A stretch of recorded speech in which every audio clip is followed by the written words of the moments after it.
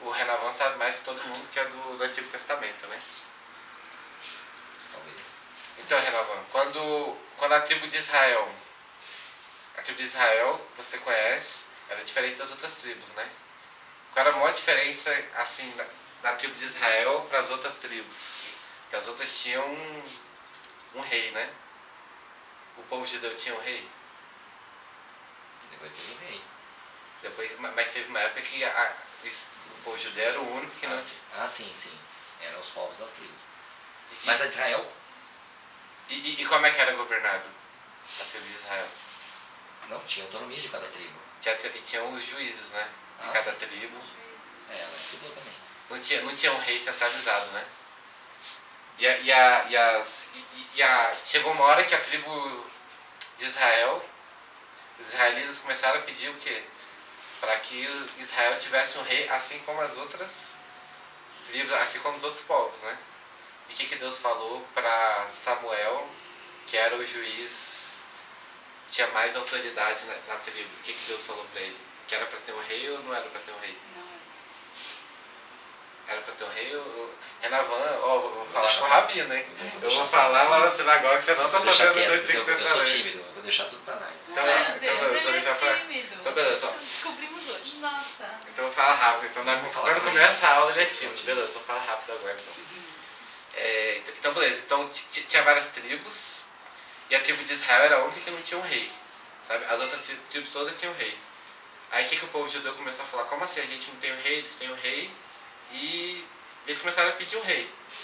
E pediram para quem? Para Samuel, que era a maior autoridade entre os juízes de Israel. E o que Deus falou para Samuel? Que não era para que um rei não seria bom. E por que um rei não seria bom para Israel? Porque Deus já era o rei do povo de Israel. Primeiro que Deus era o rei de Israel, mas qual foi o motivo assim? Terreno para que não tivesse um rei em Israel.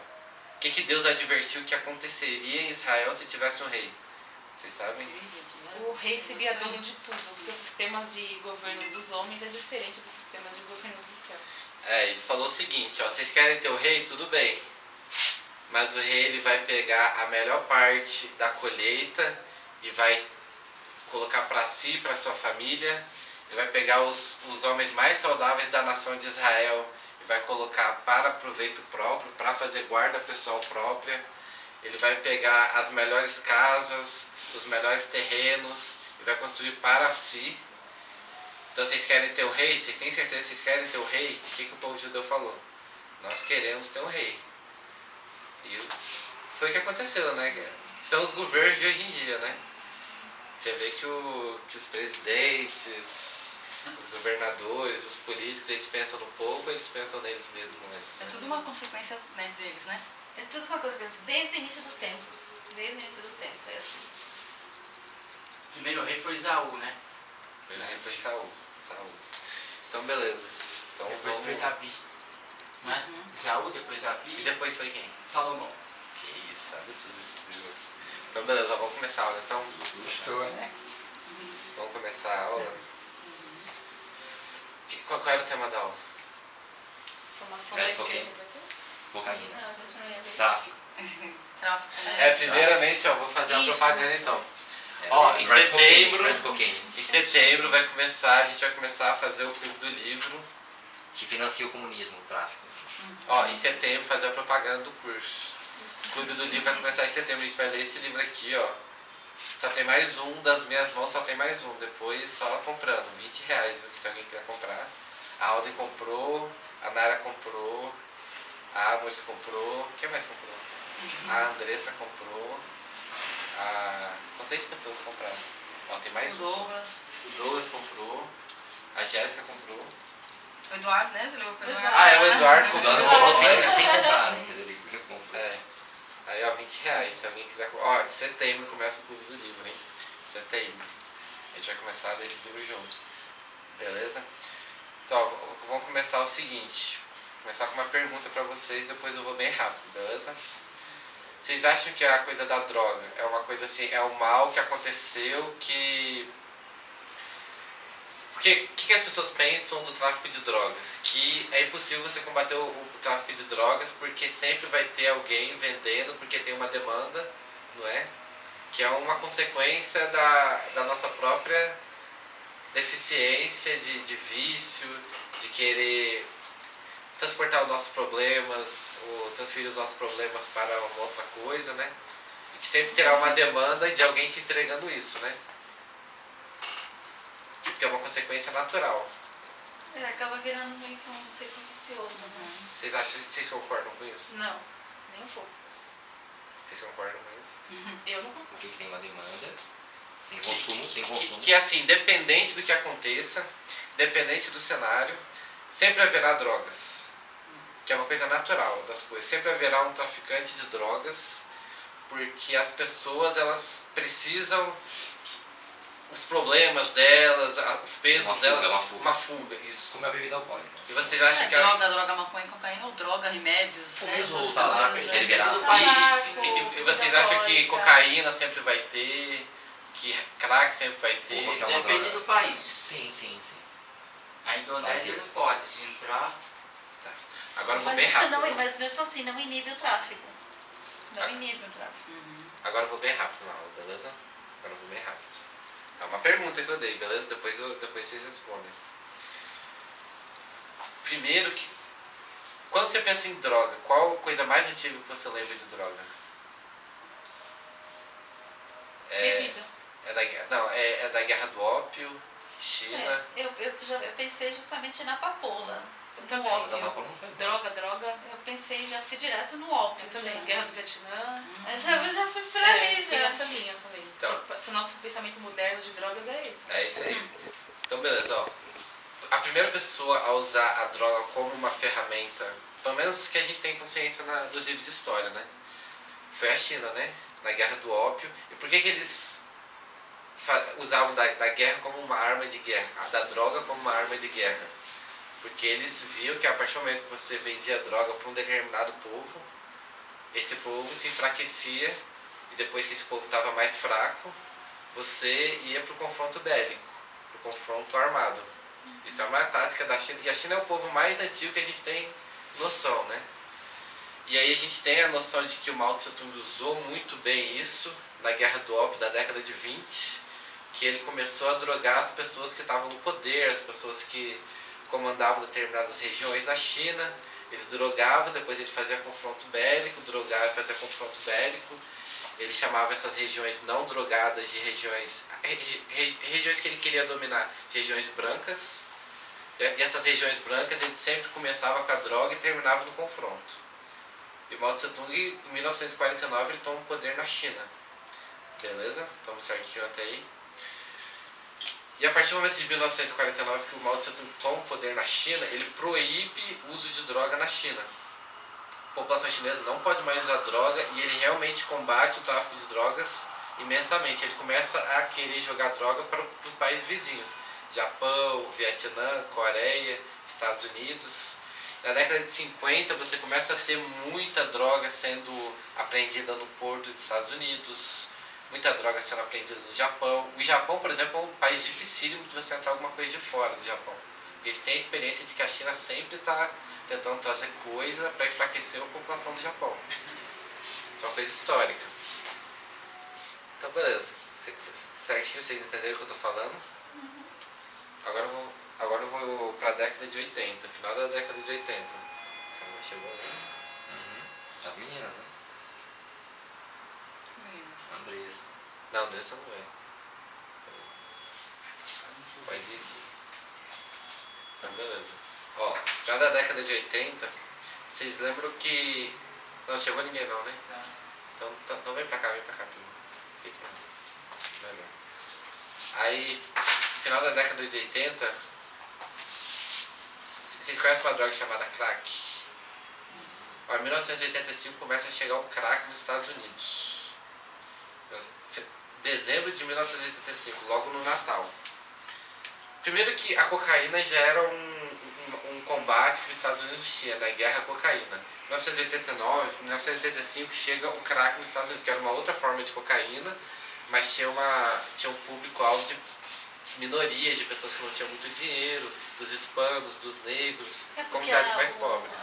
como chama? O crack é tipo é cocaína com um monte de lixo. Um monte de É coisa uma misturada. coisa De lixo, não tem outra explicação. Em janeiro de 1986, 1985, dezembro de 1985, chega o crack nos Estados Unidos. Em janeiro de 1986, o crack já estava em 8 estados dos Estados Unidos.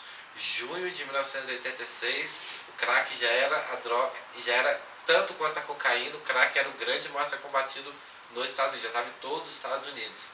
Final de 1986, você já começa a ter uma guerra ao crack e os Estados Unidos começa, a Polícia Federal Americana começa a ficar doido, como é que esse crack vem, de onde eles começam a investigar.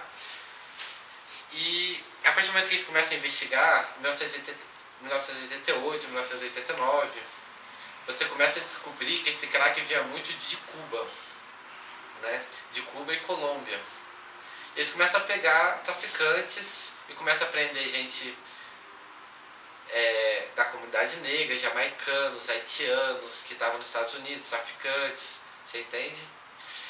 E ao mesmo tempo que acontece isso, em Cuba, presta atenção, em Cuba tem um general que ele é super conhecido,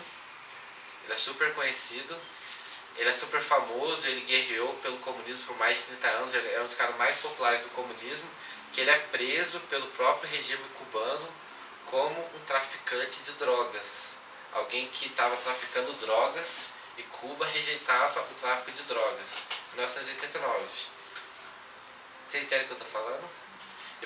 Vocês acham que o regime cubano, eles não gostavam de drogas? Você acha que o regime cubano, eles não gostavam do tráfico de drogas? O que eu quero dizer é o seguinte. Primeiro que, para você aumentar o consumo de drogas em um país do tamanho dos Estados Unidos, de 85 a 86, como foi, não é uma coisa ao acaso, não é uma coisa simplesmente porque o ser humano tem a demanda de droga, é uma coisa bem orquestrada. Vocês entendem o que eu estou falando? Você não chega em 8 estados em menos de um mês, simplesmente porque as pessoas privilegiou a droga. Você tem uma coisa, uma estrutura bem pensada. Você entende? E outra coisa é o seguinte, o comunismo ele sempre tem uma arma para vender pra gente, né? A partir do momento que a droga, que começou a chegar, que Cuba era quem estava traficando droga, que a Polícia Federal chegou em Cuba, Cuba teve que vender uma imagem de que eles eram contra a droga.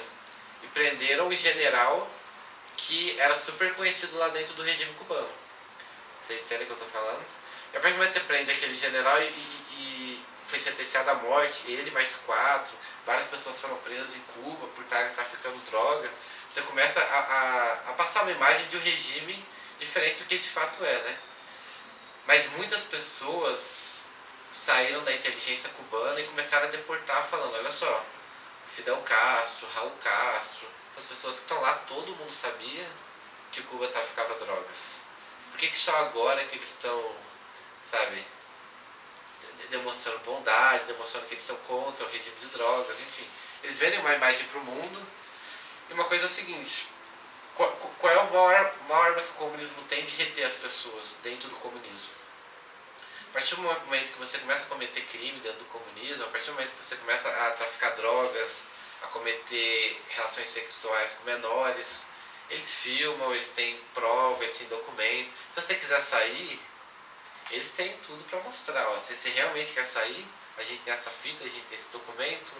Tem chantagem. A gente tem toda uma chantagem. Até no Brasil a gente já viu isso acontecendo, né? O Bolsonaro já não tweetou falando sobre isso. Mas isso é uma tática bem antiga de guerra mesmo. Beleza. E uma coisa que eu queria falar, né? A partir do momento que acho que vocês vão lembrar, mas em 1949 o Mao Tse Tung ele chega ao poder na China. Ele chega ao poder muito pela guerra do ópio. A partir do momento que ele chega no poder, ele começa a exportar essa guerra do ópio para os outros países do mundo, né? E a partir do momento que aumenta muito a produção de ópio na China, aumenta muito o ópio que é apreendido nos Estados Unidos aumenta muito também, sabe? Então você começa a ver que o combate às drogas, sabe? Tem uma relação muito grande com a organização dos países comunistas de exportar essa droga. Quando a gente está combatendo a droga, o que as pessoas pensam? Vamos combater o traficante, vamos combater as pessoas ali dentro do nosso país, né? E elas se esquecem de que muitas vezes o problema está... Quando a gente pensa em combate às drogas no Brasil, o que a gente pensa? Vamos prender o Fernandinho Beiramar, vamos prender o Zé do Rap, o Marcola, mas muitas vezes essas pessoas só são... Pau mandar. E uma coisa é o seguinte, que eu queria falar. Assim, isso aí eu vou falar, tipo, quando você está, por exemplo, no seu trabalho e chega aquele cara que você sabe que é assistente do chefe e te faz uma pergunta do tipo, você acha que você está ganhando bem? Você sabe que não é o assistente do chefe que está perguntando aquilo. É o chefe que quer saber se você está satisfeito ou não no trabalho, né? Enfim.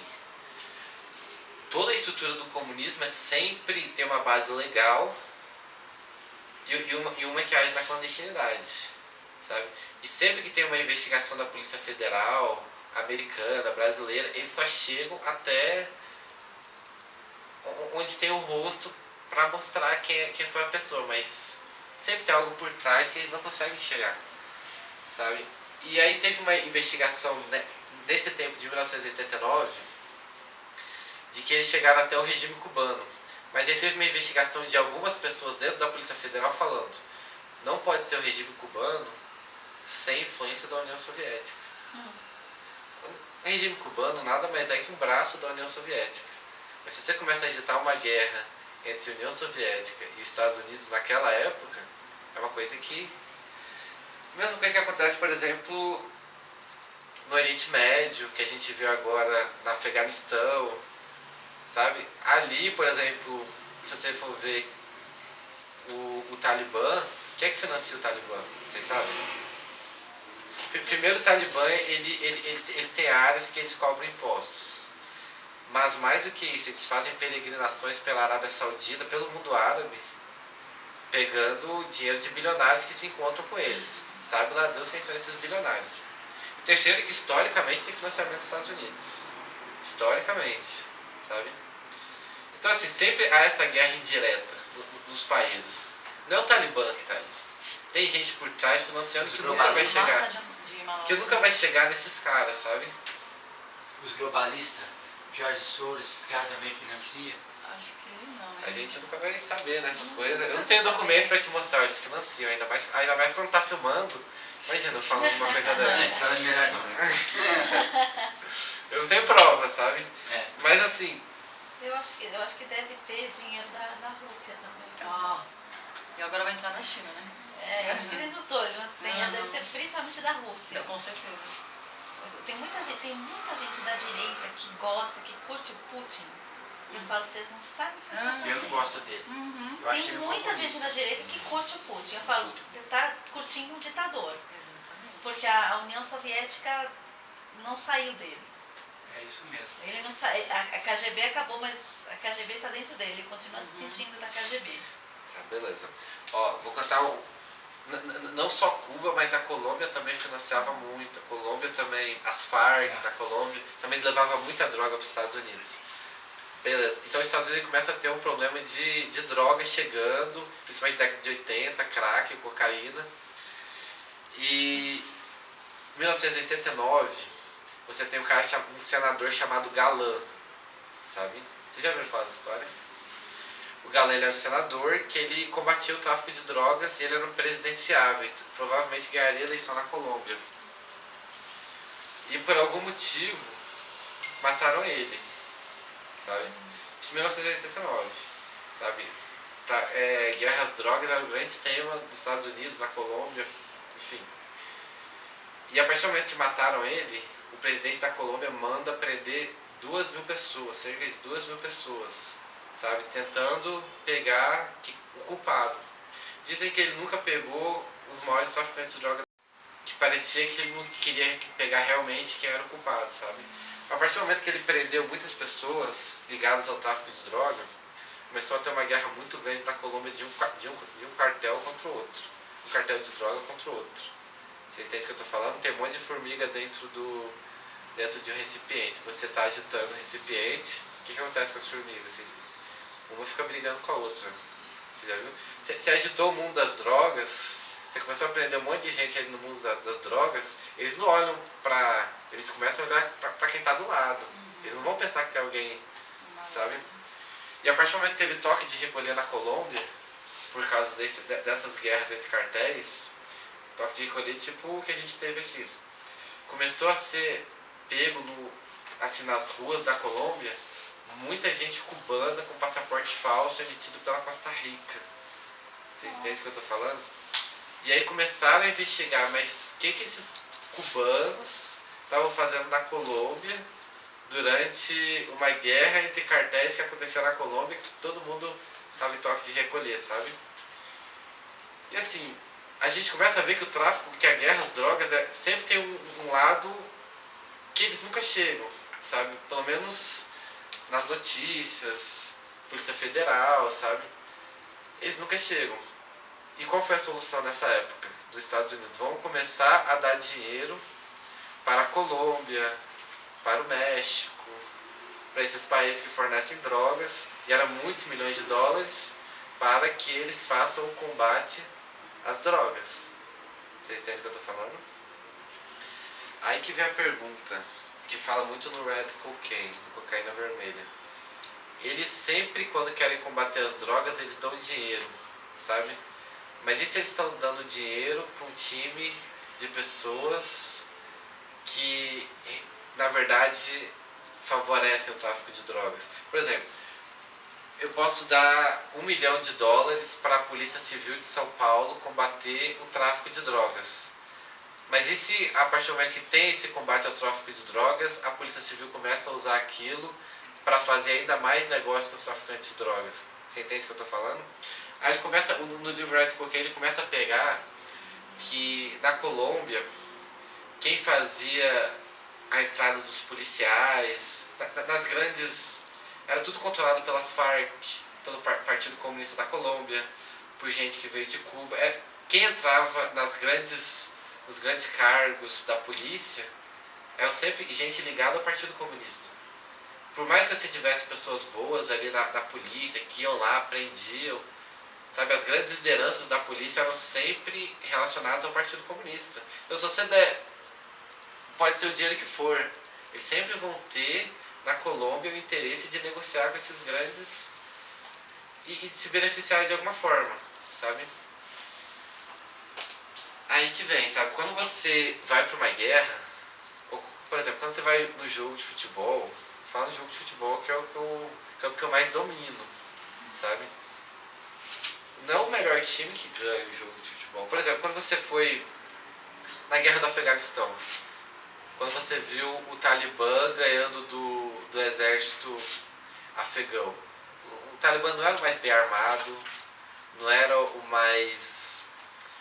maior contingente, mas eles conheciam o inimigo deles. E eles souberam agir conforme os defeitos do inimigo deles. E a qualidade deles mesmos. Eles se esconderam por mais de 20 anos em cavernas, se aproveitaram do relevo, conheciam a população afegã, sabia em quem confiar e em quem não confiar, sabia como falar com o próprio povo afegão. Então você começa a ver, tem até discurso, começa a falar do direito para as mulheres no início do ano, o próprio Talibã. Agora eles estão falando isso de novo, você já viu? O Talibã está prometendo que as mulheres, sabe? Eles estão começando a jogar o jogo, vocês entendem o que eu estou falando? Enquanto do outro lado, o que a gente pensa sempre? Em termos de guerra, vamos equipar o exército e vamos equipar e aumentar o contingente, não ver onde eles se escondem, como eles agem, meios de comunicação. A gente nunca está preocupado em conhecer o nosso inimigo, sabe? Eles estão preocupados em conhecer a gente. Eles querem saber como a gente age, como a gente fala, tipo de linguagem que a gente usa, sabe? E a partir disso, a partir de como eles veem, como a gente age, eles começam a elaborar a tática deles, sabe? Será que a gente pensa da mesma forma? A gente olha assim e fala, pô, a esquerda age desse jeito, então vamos usar o defeito deles contra eles mesmos, ou vamos usar a linguagem deles para o próprio público deles começar a ver quem eles são de verdade. Vamos ver o cenário político, onde a gente é mais forte, onde a gente é mais fraco, vamos agir dessa forma, sabe? Por mais que às vezes a gente tenha pessoas melhores no debate, melhores canais de YouTube, se a gente não tem uma estratégia bem elaborada, não conhece o nosso inimigo, é complicado, você entende o que eu estou falando? Então assim, na guerra contra as drogas, sempre teve esse problema, que quando estão se combatendo as drogas, eles nunca conseguem entender os traficantes. Eles entendem que há ali um traficante Marcola, há ali aquelas, como que eu falo, quadrilhas, né? Comando Vermelho, mas eles não conseguem entender de onde é que vem aquela droga e que há um sistema ideológico por trás daquilo, que vem de fora, que há uma penetração de pessoas deles dentro do sistema policial, e eles começam a favorecer muito, eles estão financiando um sistema policial que acaba usando aquilo ainda mais para o próprio proveito. Vocês entendem? Estou falando porque eles não conhecem como o inimigo age. O inimigo age infiltrando pessoas dentro da gente, E assim, essa coisa de infiltrar pessoas dentro da gente é uma coisa que eu queria falar. Vocês sabem como é que o Império Romano caiu? Foi com a invasão de quem? Dos bárbaros, né? Foi com penetração de pessoas. Tipo, o Império Romano é muito maior do que a China hoje, do que os Estados Unidos é hoje. Pra aquela época era muito maior, sabe? E foi a partir do momento do povo franco, do povo germânico, que começou a se infiltrar ali dentro, começou a fazer de forma organizada. Eles começaram a botar todo um povo enorme, um império enorme, de joelhos. Como a China tem ganhado espaço, assim, dentro dos países, comprando terras, é sempre infiltrando pessoas, você começa a ser mais aberto ao regime chinês, mais aberto aos produtos chineses, mais aberto às pessoas chinesas dentro do seu país. Gente, os Estados Unidos é um absurdo, assim, eu estudei nos Estados Unidos, né? É muito chinês. Tipo, a comunidade chinesa, assim, sei lá, eles andam em bando, assim, tipo, é uns 100 andando juntos, 50, sabe? Um bando andando junto. Muitos, você lembra que já o governo descobriu que vários desses chineses que vão para os Estados Unidos, eles acabam sendo descobertos, tipo, que são espiões, que, tipo, que estão a trabalho no governo do Partido Comunista. Então, a maior ferramenta que a gente tem, assim, na guerra mesmo, porque a gente pensa muito na guerra bélica, né? Mas quando a gente está falando desde a história da humanidade, você infiltrar pessoas no sistema do seu inimigo, sempre foi a ferramenta de você derrubar os grandes, sabe? Então, a partir do momento que os Estados Unidos começou a virar a maior arma bélica, você infiltrar pessoas, você infiltrar drogas, você infiltrar gente ali dentro, sempre foi a arma histórica de você derrubar um grande império, sabe? E aí eu queria falar isso para falar o seguinte: hoje no Brasil, sabe? E assim, se você pensar no mundo de hoje, qual é o grande tema? É você respeitar os diferentes, é você respeitar o estrangeiro, como é que é a fobia de quem é de fora? Xenofobia. Todo mundo dá as mãos aos diferentes povos, né? E a partir do momento que você começa a abrir essas fronteiras, você começa a deixar a gente penetrando. E assim, no combate às drogas, qual é a grande coisa que o Ryan Cocaine fala? Enquanto vocês não conseguirem examinar quem são as pessoas que estão dentro do regime policial, enquanto vocês não conseguirem ver que o seu inimigo age infiltrando pessoas dentro do sistema de segurança, vocês só vão estar financiando o seu próprio inimigo, sabe? Vocês só vão estar financiando o seu próprio inimigo. Se você dá dinheiro para o México e não entender que o sistema policial do México é todo infiltrado por comunista, você dá dinheiro para a Polícia Civil de São Paulo, entender que a Polícia Civil de São Paulo muitas vezes faz muitas relações com os traficantes de drogas de São Paulo, você não vai acabar nunca com esse sistema de drogas, sabe? Essa é a grande moral, assim, do livro Red Cocaine. Vocês entendem o que eu estou falando? Infiltração de pessoas. Vocês têm alguma pergunta para fazer? Só uma observação, porque assim, quando o Império Romano ele conquistou muitos povos, tipo a Europa toda, eles fizeram exatamente isso, tipo, os povos conquistados eram acabaram chegando a Roma e tal, e aí justamente foram assim. Mas outra coisa que ajudou a destruir o Império Romano foi o subsídio. Eles subsidiavam muitas coisas também. Não, até porque. Não, e é muito parecido com a China hoje. O Império Romano, ele sobrevivia porque ele, belicamente, ele era muito forte, ele ia conquistando novas áreas e ia usando a mão de obra escrava. A partir do momento que ele começa a ter crise interna, eles não conseguem mais dominar, ampliar o território, ele começa a ter uma crise financeira. Então, e é muito parecido com a China hoje. A China, ela tem um regime expansionista enorme, ela precisa alimentar um povo enorme de pessoas. Eles precisam de terras na África, no Brasil, no Chile, na Argentina. Eles precisam desses produtos, dessa matéria, principalmente no Brasil. O Brasil hoje é o celeiro do mundo, né? E eles precisam do nosso ferro, do nosso nióbio, para o próprio regime deles continuar expandido, continuar forte. Então, assim, essa própria coisa de propaganda, de você abrir o seu próprio país para outro país, sabe, é historicamente a arma que eles têm para continuar o império. Tá, o assunto que eu queria entrar agora é o seguinte. Vocês sabem que Deus não queria que a gente tivesse um rei, né?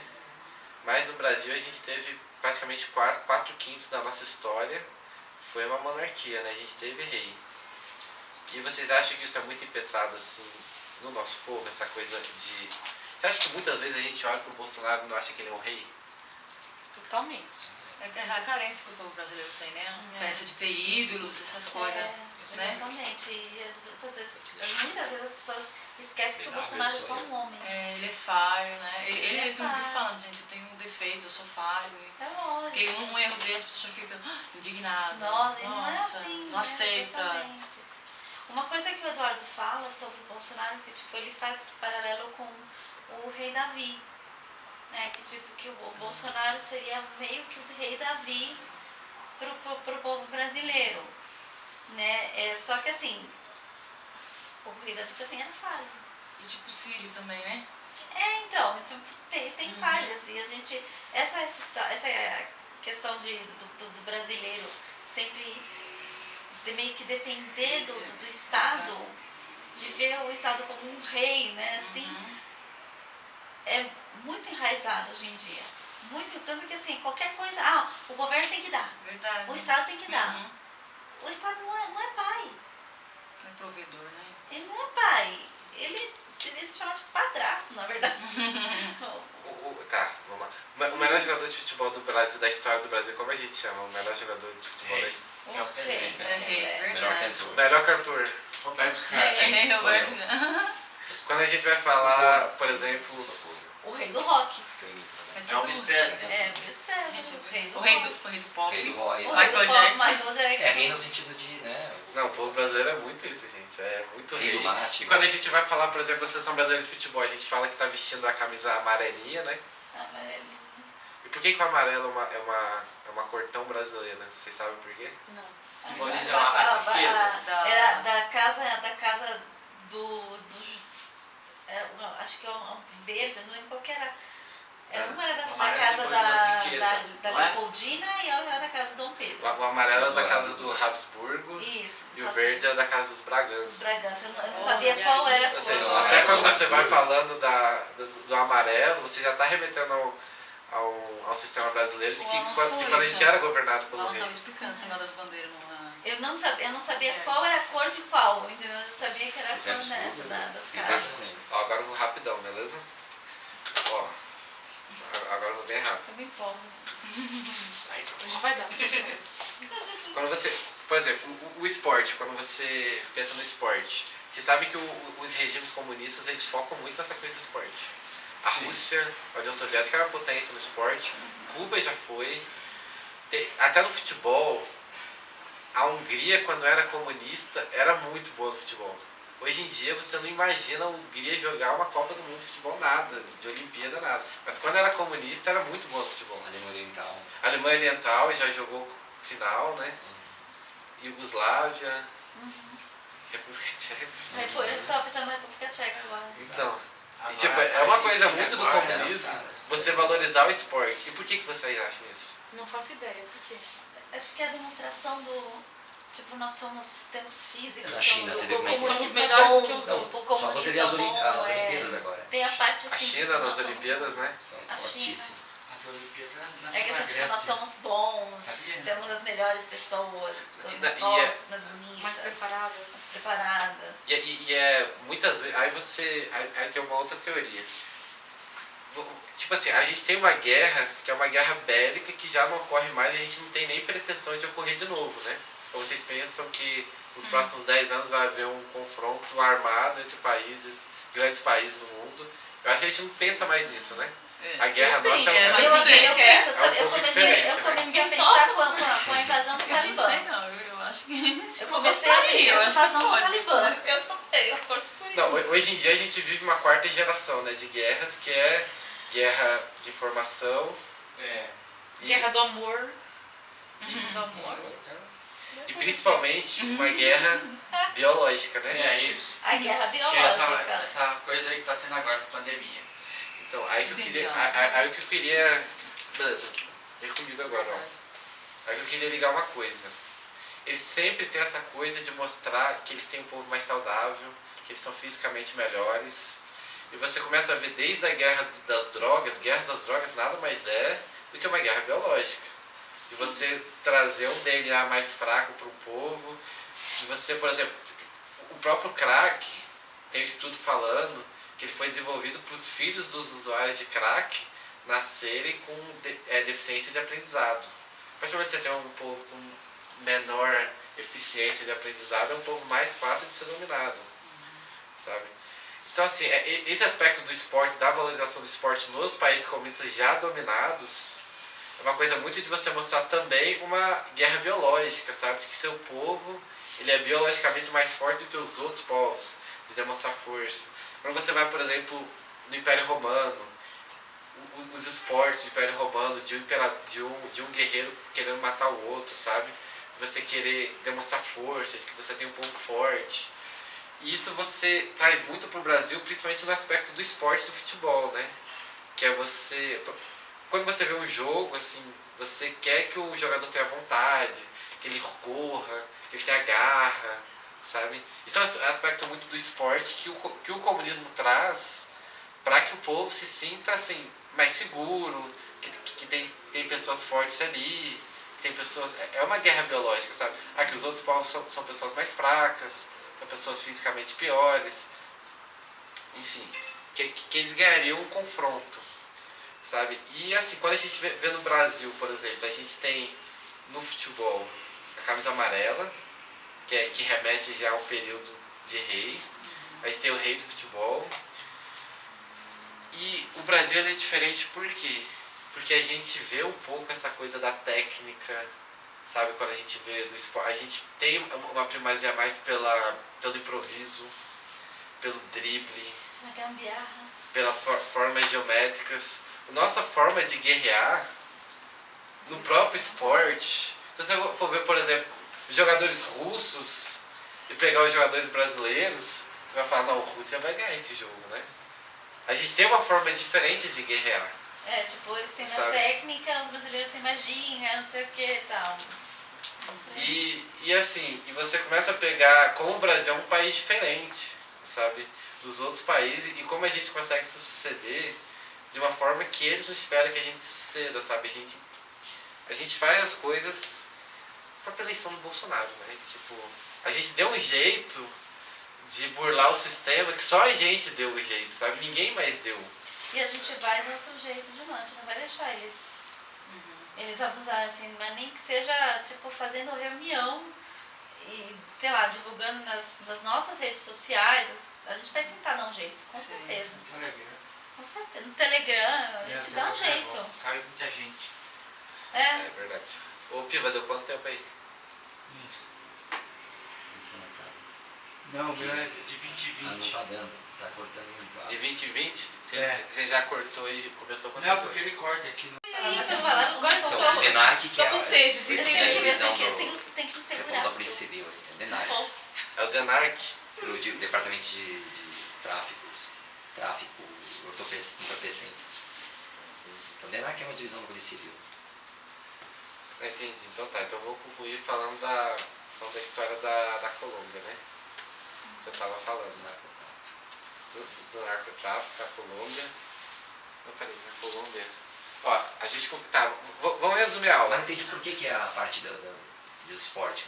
Você tava terminando o esporte. Negócio de rei, essas coisas. Então, Não, eu tô falando o seguinte, que há uma guerra biológica que começou na China, porque quando você quer jogar ópio no povo, você nada mais quer do que enfraquecer aquele povo biologicamente.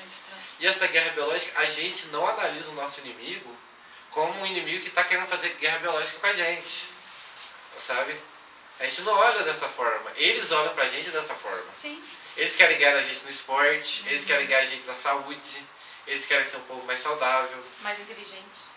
A gente não olha da mesma forma Então, para eles, tá sabe? rindo, A gente não consegue enxergar o nosso inimigo. O que o inimigo pensa ou como ele age, sabe? Ele age querendo mostrar força, muitas vezes até física, sabe? E como é que a gente age? A gente não olha da mesma forma. Por exemplo, assim, vou falar do Brasil, assim, no futebol mesmo. Quando o Brasil foi campeão do mundo em 2002, ninguém esperava que o Brasil ia ser campeão naquele ano. Eu lembro que o favorito para a Copa era Argentina e França. E o Brasil chegou assim em quinto lugar, quarto lugar para jogar a Copa do Mundo, sabe? E ganhou. Aí depois daquilo parecia que o Brasil não perdia mais Copa do Mundo. Não perdia mais jogo de futebol. Não sei se vocês lembram dessa época, mas o Brasil jogava e ganhou a Copa das Confederações, ganhou a Copa América, os melhores jogadores eram do Brasil. Parecia que o Brasil não perdia mais. Aí tinha o Ronaldinho, que era o melhor jogador do Brasil. Aí os melhores do mundo eram jogadores brasileiros. Aí chega na Copa de 2006, parece que o Brasil é assim. Tipo, não tem, vai chegar na Copa, vai ser fácil, né? Tipo, parecia que... Invencível. parecia que o Brasil não perdia, sabe? E perdeu, sabe? Cara, tipo, eu acho assim, eu penso dessa forma. Não ganha o melhor time, sabe? Não ganha o grupo que tem mais dinheiro. Não ganha o grupo que é mais inteligente. Ganha o grupo que sabe jogar o jogo, sabe? Que consegue analisar o adversário, que vê, ó, eles são bons nisso, eles são ruins nisso, eles têm esse calcanhar de Aquiles aqui. Ó, tem aquele time ele é bom, eles são bons pra caramba, mas quando a gente está atacando, eles não são tão bons assim, né? Quando eles estão com a bola, eles são muito bons. Quando a gente tá com a bola, você vai botar o Ronaldinho pra marcar, pra correr? Não vai, né? Tipo... Então, assim, o que eu acho, assim? Primeiro, você tem essa guerra biológica. A partir do momento que a gente começar a colocar isso na cabeça até das próprias pessoas, por exemplo, eu, por exemplo, eu vou falar de mim, assim. Depois que eu descobri tudo que acontece, porque, por exemplo, desde a década de 80, 1% da população americana cai testosterona dos homens. Ou seja, um homem americano hoje tem 20% menos testosterona que um homem americano há 20 anos atrás. Sabe? Muita coisa explicada por isso. Depois que você começa a ver que o plástico, nos Estados Unidos, todo plástico que você vê tem que estar BPA, sabe? Free BPA. Free BPA. Minha garrafa de água é assim. Essa garrafa de Hoje eu água. coloquei no geladeira uma garrafa dessa. Bisfenol. Eu explico. E por que vocês acham que tem isso? Porque é comprovado que o plástico passa hormônio feminino para alimentos, para água. Além, tem a soja também. Tem a soja, sabe? Leite de Eles veem essa guerra como uma guerra biológica, sabe? Será que a gente vê isso como uma guerra biológica? A gente tem que se fortalecer, a gente tem que comer mais carne, a gente tem que fazer mais exercício físico, a gente tem que educar as pessoas ao nosso redor a se cuidarem, sabe? Será que a gente vê essa guerra dessa forma? Eu comecei a ver essa guerra assim, cara, isso aqui é uma guerra biológica.